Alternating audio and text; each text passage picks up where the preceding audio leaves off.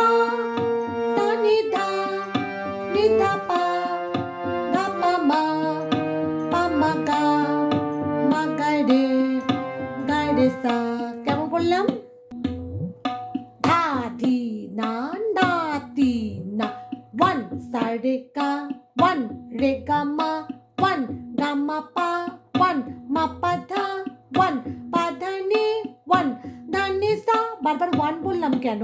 কারণ 1 আর 4 এটা গুলিয়ে যাবে, তখন ওই বারবার সংখ্যা মনে করতে গিয়ে আর অফবিটটা তখন আর হবে না, ব্যালেন্স হবে না, তার জন্য 1 1 বারবার বলুন। 1 সা রে গা, 1 রে গা মা, 1 গা মা পা, 1 মা পা ধা। বোঝাতে পারলাম?